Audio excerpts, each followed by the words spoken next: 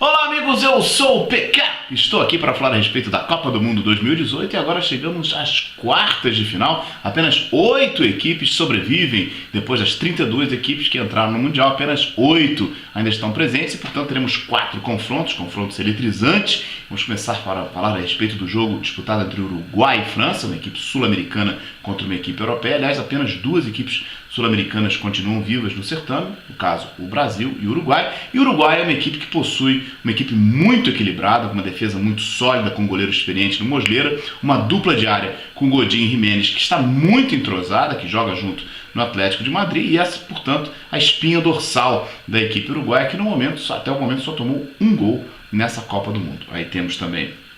um bom meio de campo que talvez não seja tão técnico quanto o meio de campo da França, tão rápido quanto o meio de campo da França, mas tem na vantagem o fato de que o Oscar Tabárez sempre substitua 2, às vezes 3 jogadores no meio de campo no segundo tempo. Às vezes entra o Carlos Sanches e o Christian Rodrigues, aí eles saem para a entrada do Vecino Arrascaeta ou vice-versa, mas sempre a equipe continua com pernas frescas no meio de campo. Isso possibilita maior criação, maior volume de jogo no setor de meio de campo para o Uruguai e, é claro, uma dupla de área muito forte na frente, com Cavani e com Luis Soares, 2 jogadores muito talentosos e que têm funcionado muito bem ao longo dessa Copa do Mundo. É bom lembrar que o Cavani é dúvida para essa partida e caso ele não esteja presente, eu acho que o Uruguai perde muita força nessa partida. A equipe da França é uma equipe que possui sim um tendão de Aquiles na defesa, uma defesa fraca, isso já foi mostrado até contra a partida da Argentina, que sofreu 3 gols, mas possui um meio de campo excepcional, com jogadores como Matuidi, como Pogba, como Kanté, e excelentes atacantes, o Mbappé, que é a sensação dessa Copa do Mundo, também o Griezmann. Portanto, a França possui do meio de campo para frente uma equipe muito forte, uma defesa mais fraca. Acredito que se o Cavani não estiver presente, a França leva ligeira vantagem, mas será uma partida muito dura entre a Celeste e a equipe francesa. No outro jogo, Brasil e Bélgica, é curioso, por ironia, o futebol brasileiro sempre conhecido como futebol arte, mas quem joga futebol arte, quem pratica futebol arte agora é a equipe da Bélgica, que possui 2 volantes, o Witsel e o De Bruyne, e às vezes até a entrada do Fellaini, que acredito que entre no lugar do Carrasco, até para fortalecer mais o meio de campo, e também o fator altura, né? O Carrasco é um jogador, o Fellaini é um jogador alto, que pode realmente causar algum dano à zaga brasileira, que não é tão alto, e o Brasil sempre tem muita dificuldade com essa questão do jogo aéreo. Eu acho que ele já possui um centroavante muito alto, no caso o Lukaku, e com a entrada do Fellaini, realmente o Brasil vai ter que tomar muito cuidado quanto isso. Mas a Bélgica de hoje atua de uma forma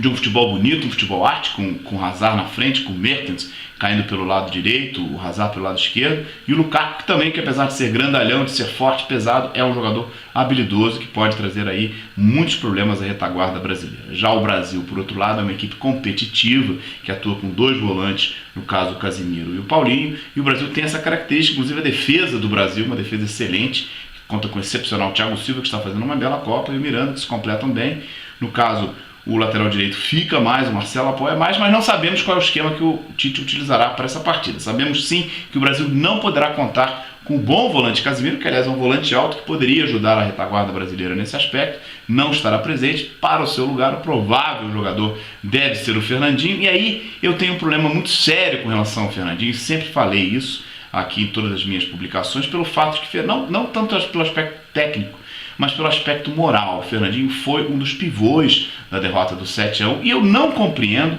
essa escalação do Fernandinho para essa Copa do Mundo, a convocação do Fernandinho para a Copa do Mundo, que acredito sequer deveria ter acontecido. Eu acho que aquele jogo deveria ser investigado e o Fernandinho talvez seja um dos pivôs de um suposto problema que tenhamos tido aí, talvez tenhamos tido aí de arranjo nessa partida. O Fernandinho deve jogar. Como eu disse, minha preocupação é mais moral do que técnica, apesar de que não acho que o Fernandinho tenha uma qualidade técnica para poder vestir a camisa da seleção brasileira, mas ele deve ser o jogador utilizado. No caso do Marcelo, houve a substituição do Felipe Luiz, acredito que o Marcelo volte a ocupar a lateral esquerda, é um jogador excelente, mas temos que levar em consideração que o apoio constante do Mertens pode causar algum perigo, visto que o Marcelo é um jogador que atua mais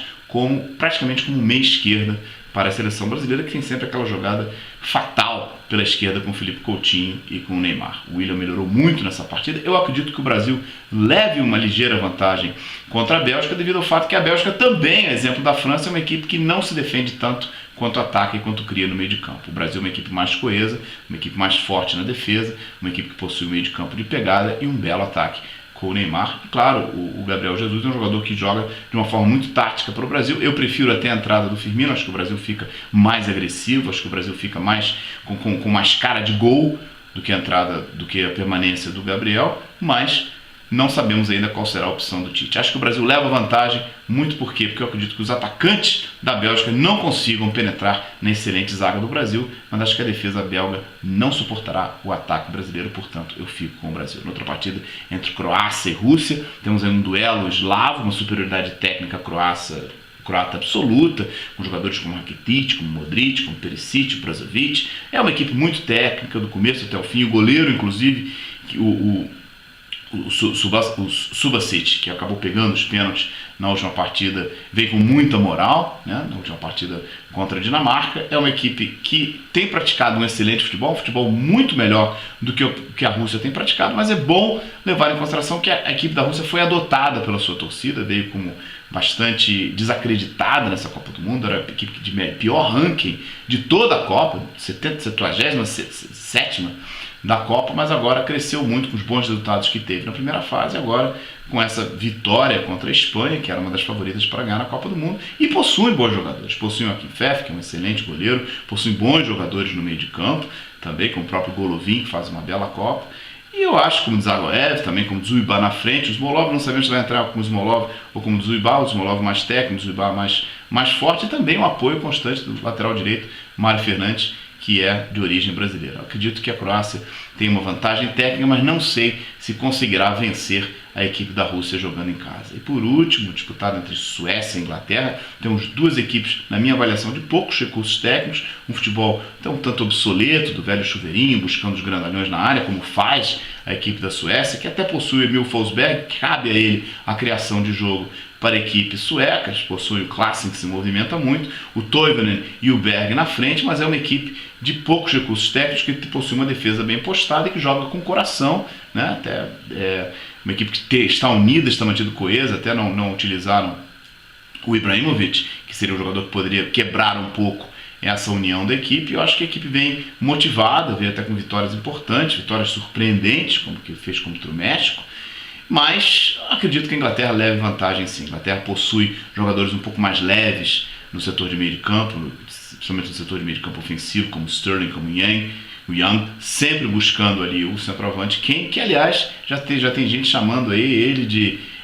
Golden Harry, fazendo uma alusão aí ao jogador Henrique Dourado, porque os pênaltis, o jogador bateu 4 pênaltis nessa Copa do Mundo, está aí como um dos artilheiros da Copa do Mundo, até por causa desse número excessivo de pênaltis, mas a bola bateu nele, no gol, outro gol na cara do goleiro, enfim, ainda não provou o futebol para que mereça esse título de artilheiro dessa Copa do Mundo. Acho que a Inglaterra leva uma pequena vantagem contra a Suécia, talvez esse jogo de menos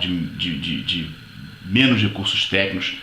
das outras 3 partidas, comparando com as outras 3 partidas. Portanto, essas minhas considerações, faça as suas apostas, ficamos juntos, um forte abraço, tchau!